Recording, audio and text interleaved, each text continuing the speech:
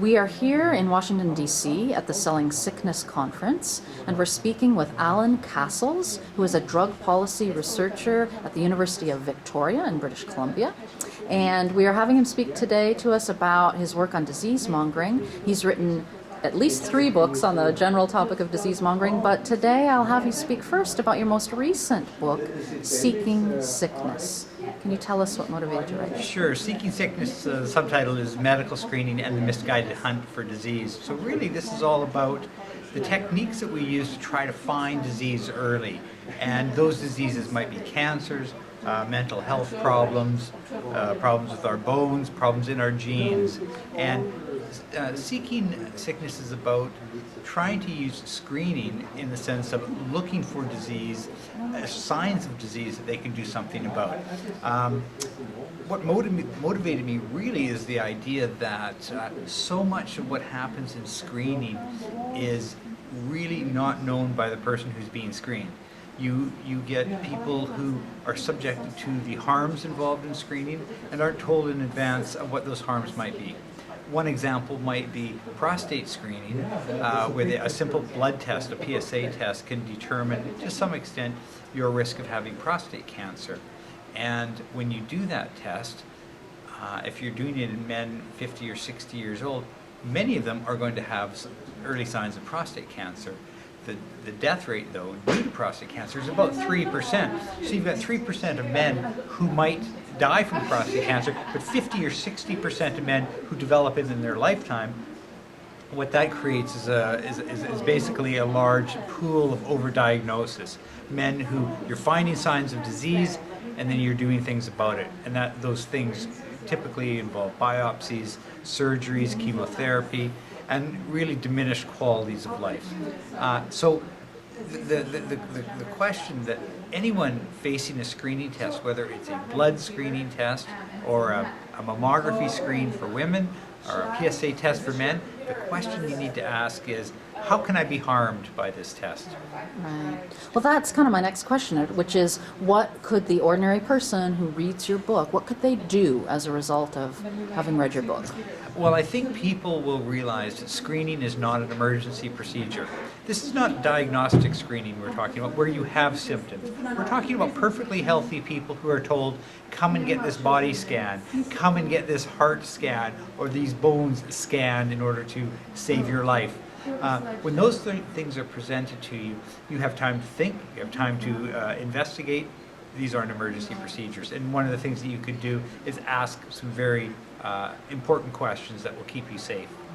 So take some time, ask some questions, and get more fully informed about the kinds of procedures. Yeah, absolutely. And I think that most people will expect that there's going to be a benefit, and will be told what that benefit might be, such as we'll save your life from breast cancer, but won't be told, you know what, there's an awful lot of false positives, and there's an awful lot of cancer scares that turn out to be nothing, and therefore you have to go into screening with your eyes wide open. Thanks so much. Thank you. We're here in Washington, D.C. at the Selling Sickness Conference, and we're speaking with Alan Cassels, who is a drug policy researcher at the University of Victoria.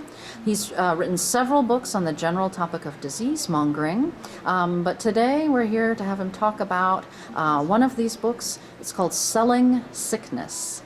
Alan, could you tell me a little bit about your message in Selling Sickness? Right. So the subtitle of that book is How the World's Biggest Pharmaceutical Companies Are Turning Us All into Patients.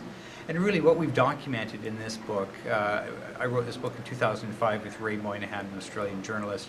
What we document in this book is the effort and the money and the energy that has gone into essentially the creation and the shaping of disease. Everything from various types of mental health disease, such as social anxiety disorder, restless leg syndrome, female sexual dysfunction. All of these diseases have had very heavy pharmaceutical company influence in shaping what that disease is, and really using a whole panoply of tools, influencing doctors, influencing patient groups, influencing the regulator to approve drugs for these conditions. And the real message in Selling Sickness is that Do you think it's very healthy to have a health system in which the pharmaceutical industry is defining disease? And we don't. We think that the best thing to do is to try to separate the influence of the pharmaceutical industry. Their interest is in selling drugs and selling products, and they create some very good products, but at the same time, they should not be in the business of creating patients by defining and shaping our conceptions of disease. And how would an everyday person resist being made into a patient? You know, it's difficult for many things, but we're talking about healthy people here. We're not talking about people that have symptoms and go to their doctor. We're talking about people who are otherwise healthy and told, take this cholesterol test. You know, we can determine whether you have high cholesterol, and we can perhaps prevent a heart attack and stroke for you.